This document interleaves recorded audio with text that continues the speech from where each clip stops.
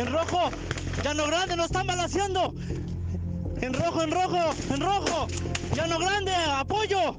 Pide apoyo en Puerta del Carmen. Nos están balaceando. En rojo, de favor. Nos están disparando, Llano Grande. En Puerta del Carmen. Nos están baleando, nos están balaceando. Y los mataron. 13 policías mexiquenses, 13 policías mexicanos fueron emboscados, masacrados por un grupo criminal en el sur del Estado de México, en una región que parece estar controlada por los grupos criminales. Buenas noches. A la 1:40 de la tarde, la Coordinación de Seguridad Pública de Ixtapan es alertada de una emboscada a un convoy de policías estatales y de la Fiscalía del Estado de México, en la comunidad Puerta del Carmen, Llano Grande, municipio de Coatepec, Arinas. En el ataque murieron 8 policías de la Secretaría de Seguridad y 5 de la Fiscalía del Estado de México. El grupo armado que atacó a los policías preliminarmente ha sido identificado como una célula de la organización criminal de la familia michoacana. Sin embargo, el embate contra los policías continuó y horas después, sobre la carretera vieja Zacualpan, rumbo al Almoloya de Algeciras, se presume que el mismo grupo criminal interceptó un jeep de policías estatales. Aquí mataron a 4 policías más. ¡En rojo, de favor! ¡Nos están disparando, Llano Grande! En Puerta del Carmen. Terrible. Bueno, esto ocurrió en el municipio de Coatepec, Arinas, es el sur del Estado de México, cerca de Guerrero o en la frontera con Guerrero.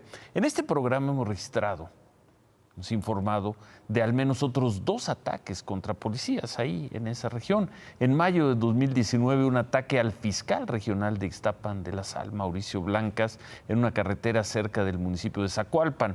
Él sobrevivió, pero murió su escolta. Un año antes también informamos cómo emboscaron a 4 policías estatales de Almoloya de Algeciras. Eso fue en octubre de 2018.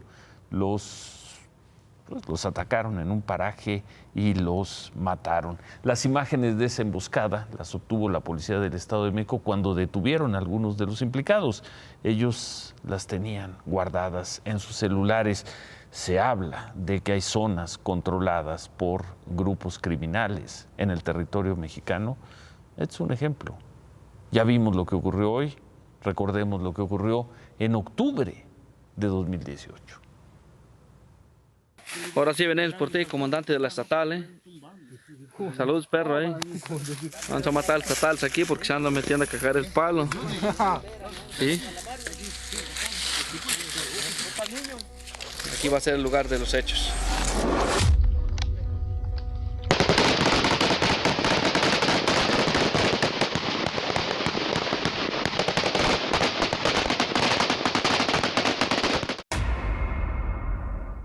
Así atacaban los grupos criminales a los policías en octubre de 2018.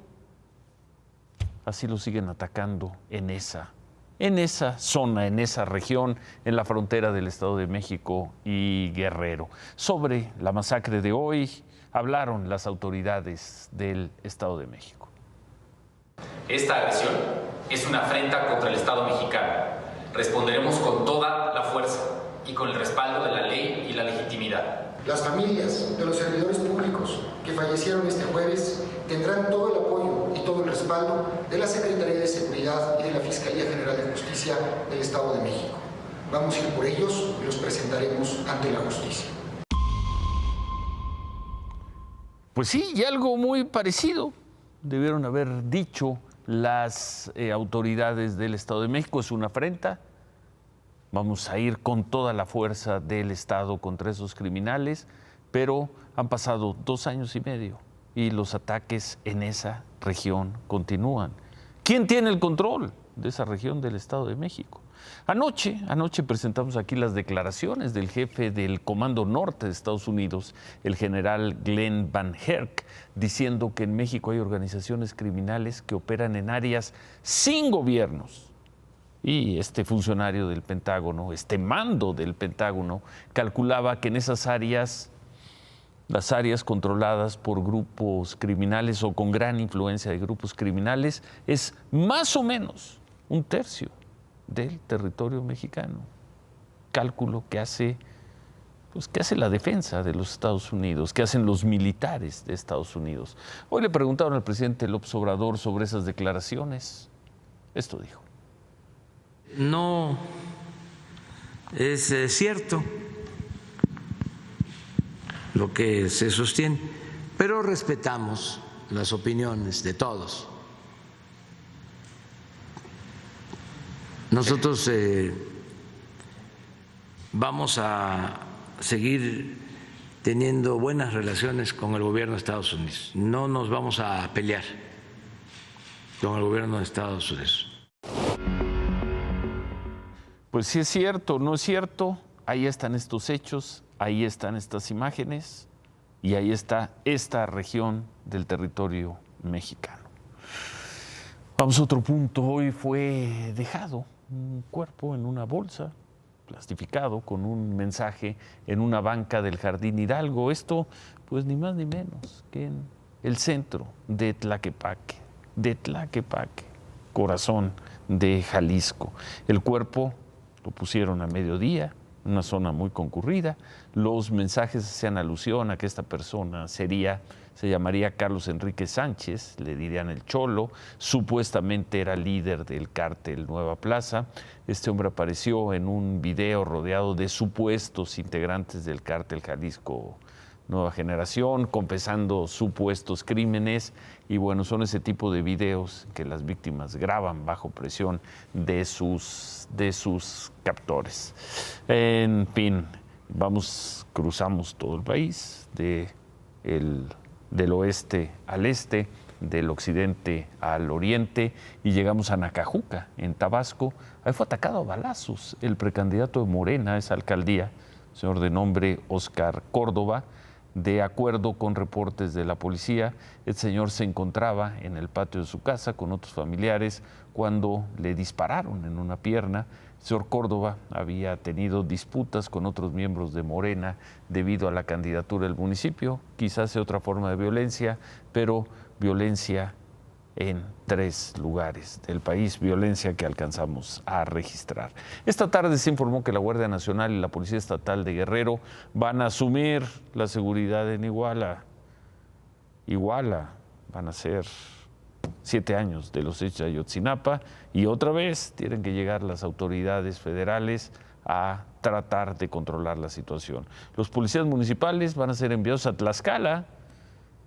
Esos policías municipales acusados de haber matado, no estos, sino generaciones anteriores, de haber matado a los jóvenes de Ayotzinapa. Bueno, la nueva policía, la actual policía de Iguala, la van a mandar a Tlaxcala. Ahí los van a capacitar, les van a hacer exámenes, y bueno, todo esto se asegura es para mejorar, desde luego, las condiciones de seguridad en Iguala.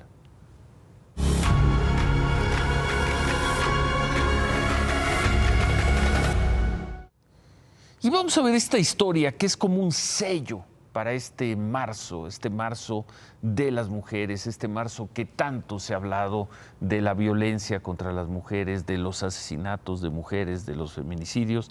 Vamos a ver esta historia y estas imágenes no vistas, y uno diría estas imágenes inimaginables, no solo insólitas, sino difíciles de imaginar. Pero aquí las vamos a ver. Las obtuvo la reportera Yoali Reséndez. Es el asesinato, porque eso fue finalmente, o feminicidio, de una mujer de nombre Nancy Jacqueline Peralta, 35 años, policía de la Ciudad de México. Y todo indicaría, y lo vamos a ver, que quien lo mató fue su pareja. Y su pareja también era, o es, suponemos que ya está suspendido y está prófugo, policía de la Ciudad de México.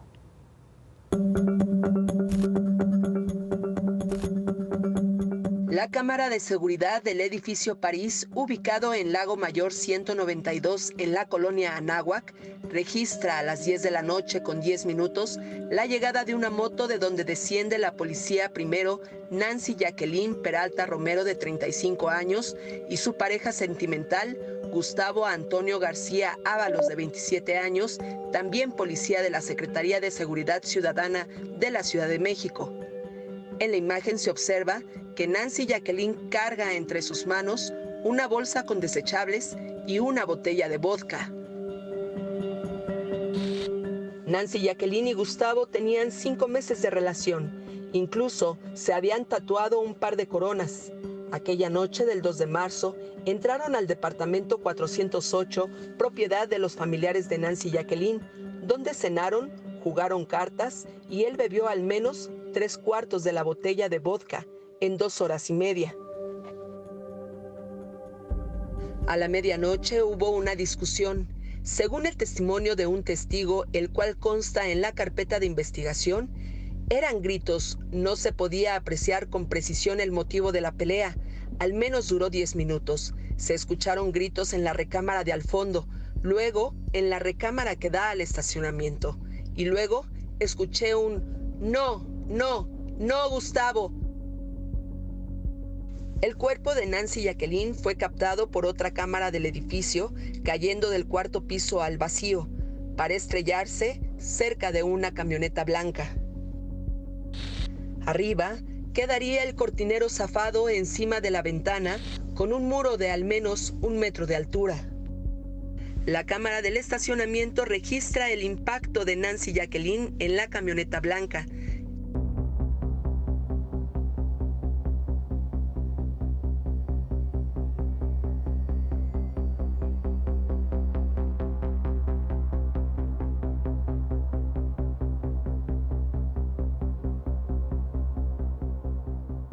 Dos minutos después, quedó grabado cuando Gustavo se acerca durante al menos 13 segundos. Luego, camina hacia la puerta principal. A la 1 de la mañana, es decir, casi 3 minutos después de la caída de Nancy Jacqueline, Gustavo Antonio García Dávalos subió a la motocicleta con rumbo desconocido.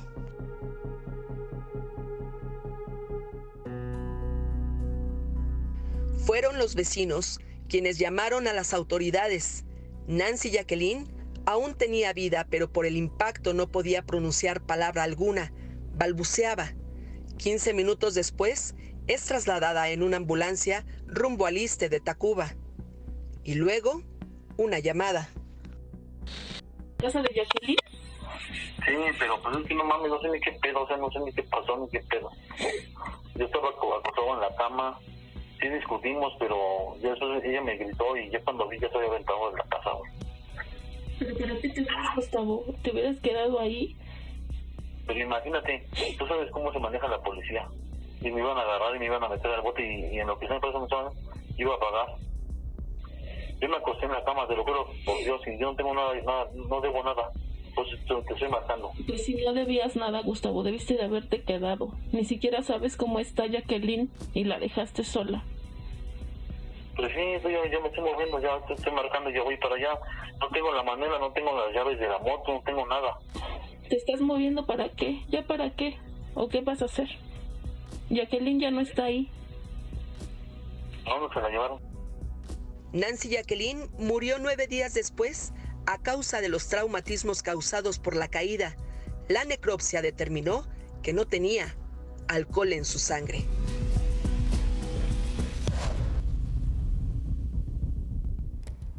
Tú sabes cómo se maneja la policía, dice en esta llamada el policía Gustavo, o el ex policía, o el policía prófugo, y al parecer, asesino de la mujer policía. Tú sabes cómo se maneja la policía. Bueno, pues desde principio de semana, un juez de control libró una orden de aprehensión en contra de este señor, de Gustavo Antonio García, principal sospechoso de la muerte de Nancy Jacqueline. El señor, hasta antes de que comenzara este programa, se encontraba prófugo. Por cierto, anoche vimos la carta que el joven Luis Diego Peralta, el hijo de esta mujer, policía asesinada, le entregó a Omar García Harfuch, el secretario de Seguridad de la Ciudad de México. El joven le pedía verdad y justicia. Hoy, Luis Diego Peralta se reunió con Omar García Harfuch. dice que pasaron más de 7 horas en las oficinas centrales de la Policía Capitalina. Luis Diego estuvo acompañado por su tía y por la abogada Brenda Cristal González, quien dijo esto sobre la reunión. La familia se siente satisfecha con la atención que recibieron el día de hoy del secretario. Él ha sido muy diligente con lo que ellos le han manifestado y seguramente en los próximos días habrá un pronunciamiento público de la Secretaría. En pleno marzo se da esta historia en la Ciudad de México. Además, todo indica que es un policía que mata a una mujer policía.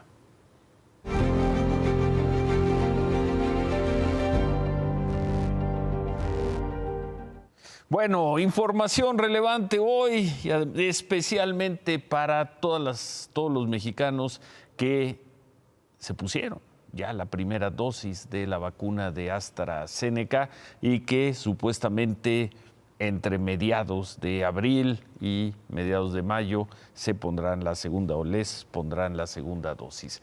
Hay preocupación o había preocupación mundial por los efectos secundarios de la vacuna de AstraZeneca. Estaban muy inquietos en Europa, pero ante eso la Agencia Europea de Medicamentos recomendó, después de revisar los casos italianos, ingleses, en fin, todos los casos franceses, alemanes, todos los países que tenían dudas sobre la vacuna de AstraZeneca,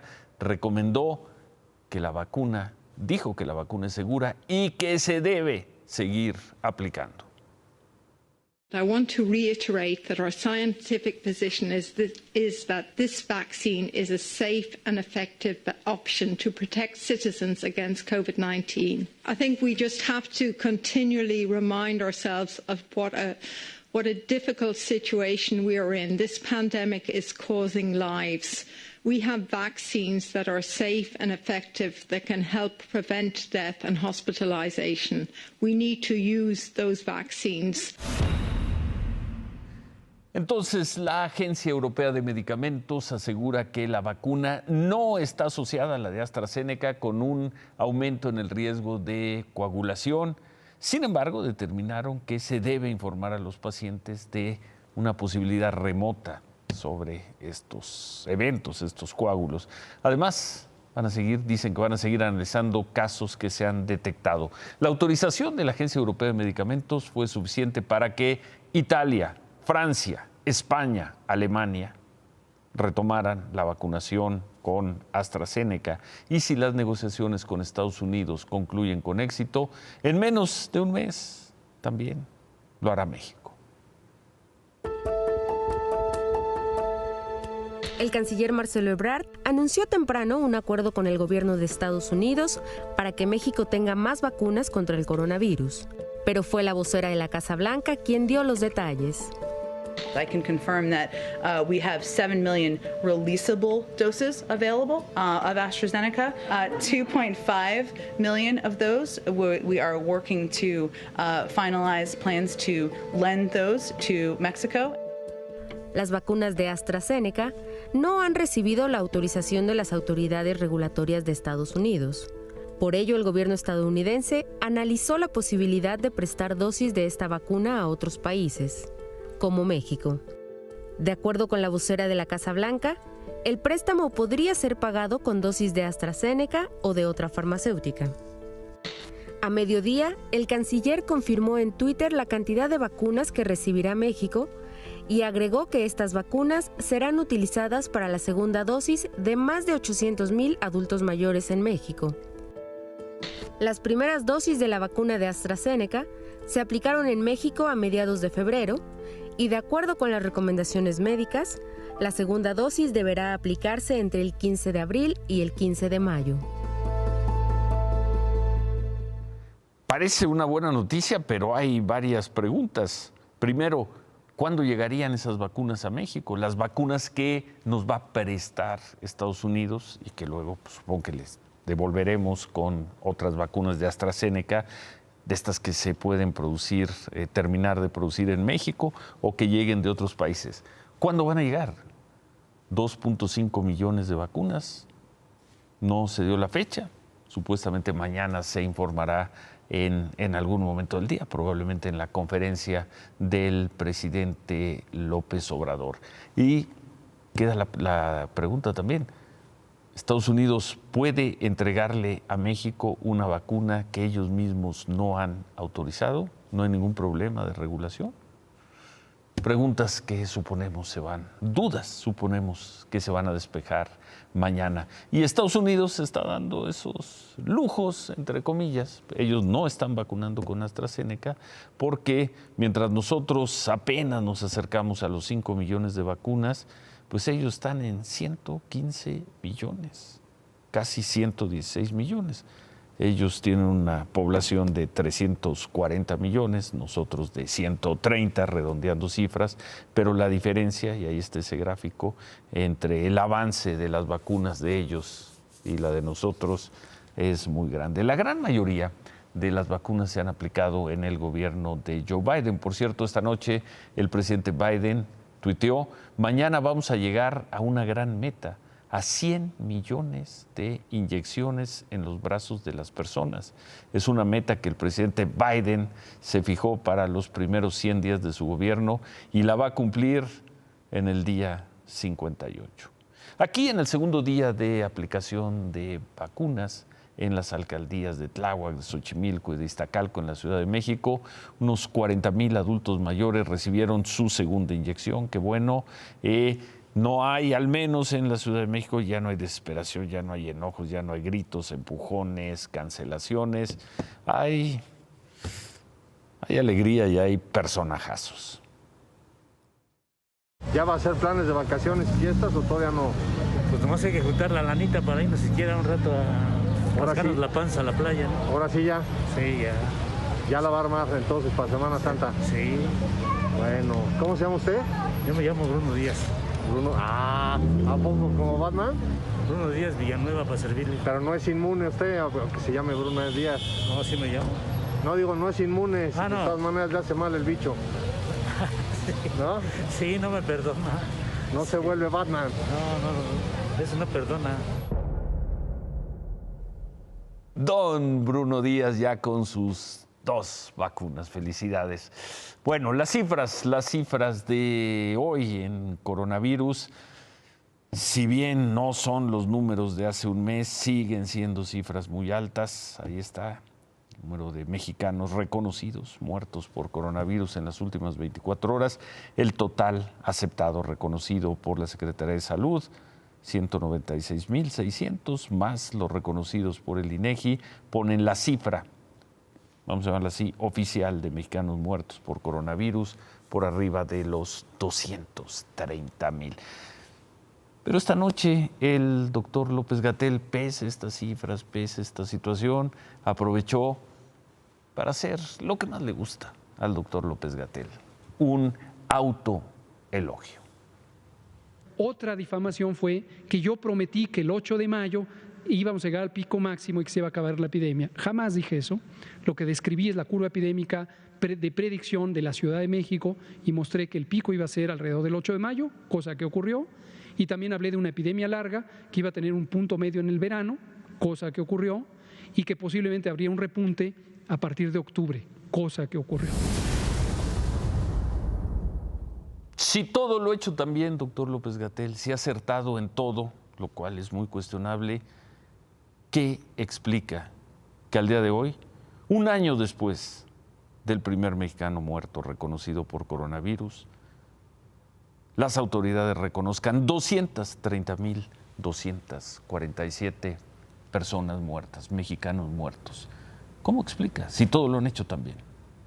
Luego del caso de los más de 70 estudiantes argentinos contagiados de COVID en Cancún, el presidente de ese país, Alberto Fernández, y los gobernadores de los 24 distritos acordaron restringir los vuelos al exterior, no solo a México, sino al exterior, para evitar casos de contagios múltiples. Las autoridades argentinas pues quieren desalentar la salida de sus ciudadanos.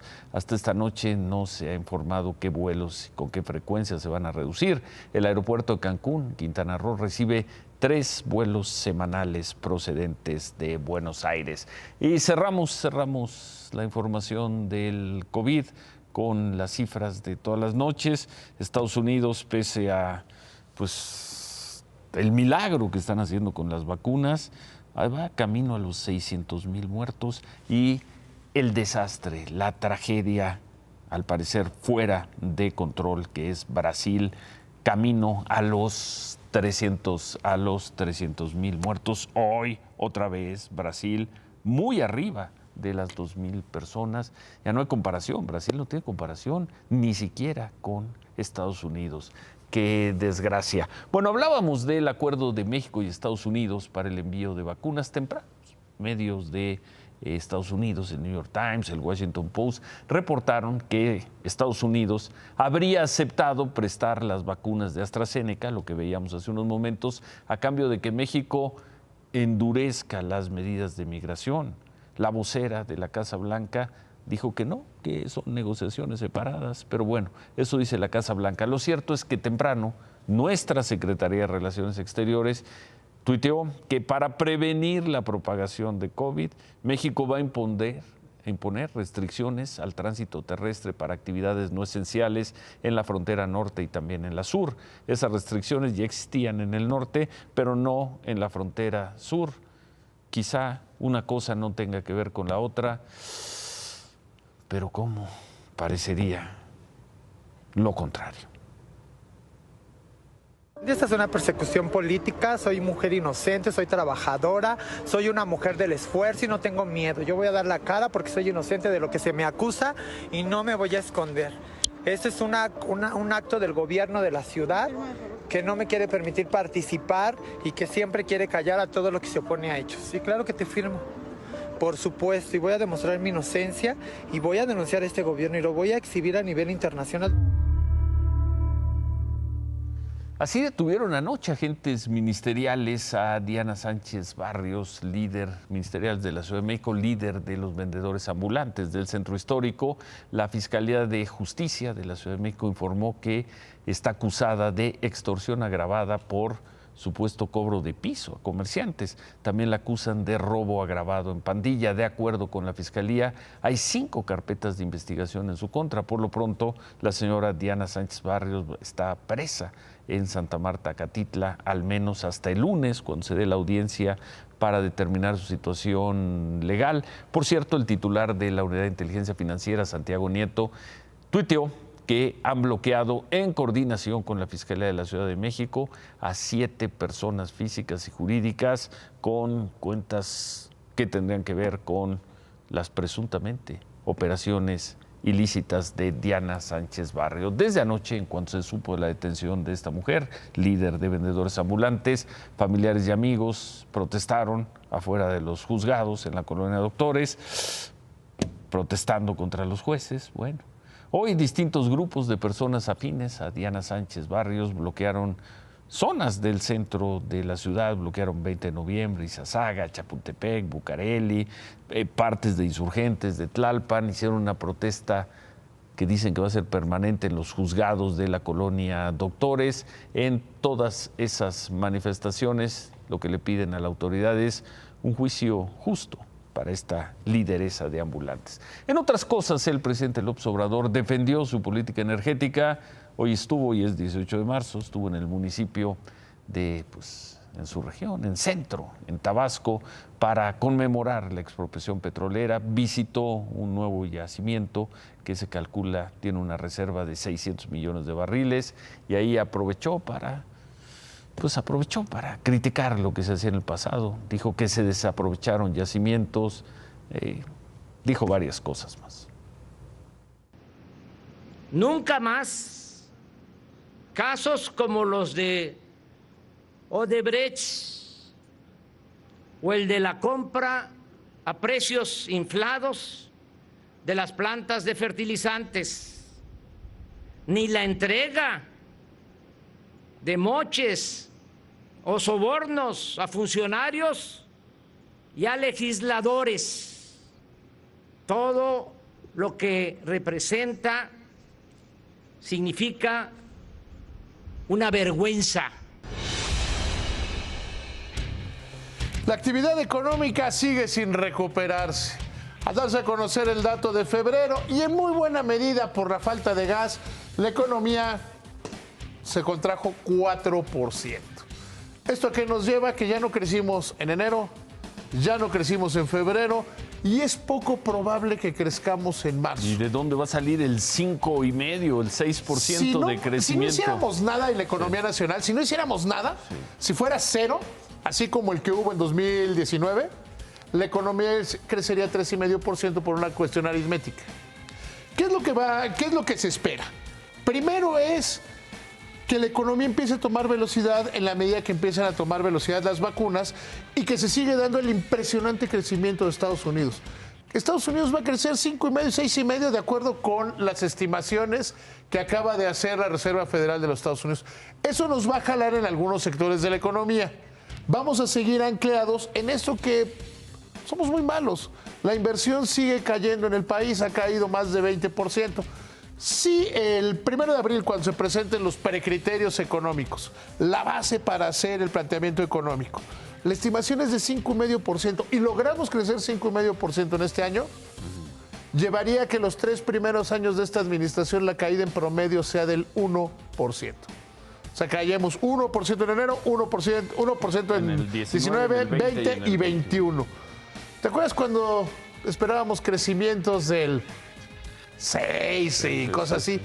Y hoy el presidente dice, no estamos en crisis, pero podríamos caer en crisis, nunca por nada de lo que hayamos hecho nosotros. Bueno. Definamos qué es crisis, Ciro. ¿Qué es crisis? No sé. Más bien, ¿cómo viste la ceremonia petrolera hoy? Divertida.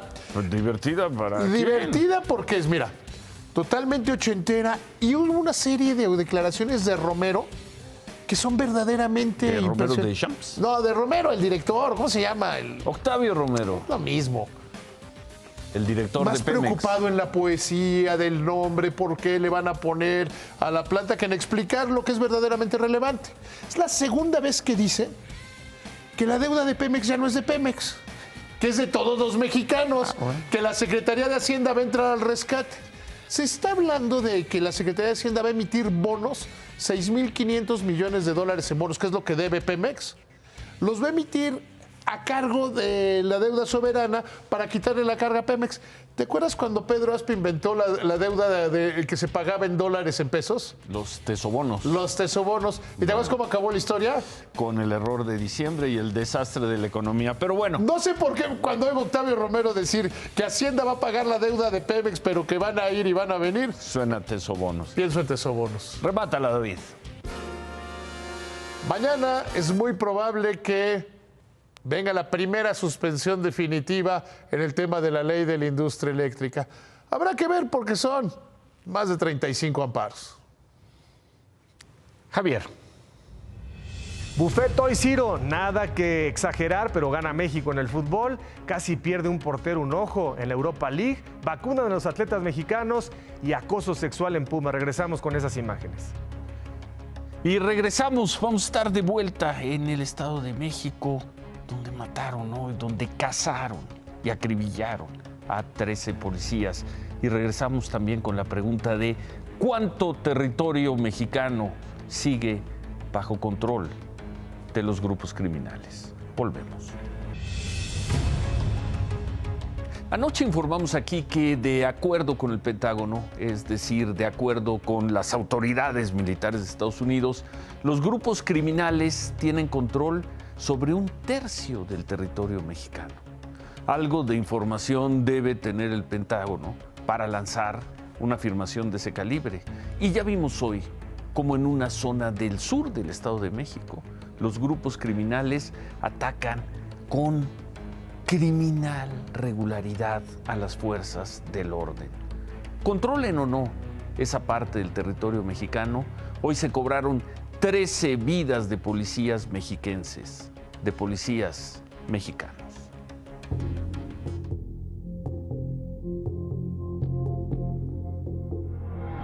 En rojo, Llano Grande, nos están balaceando.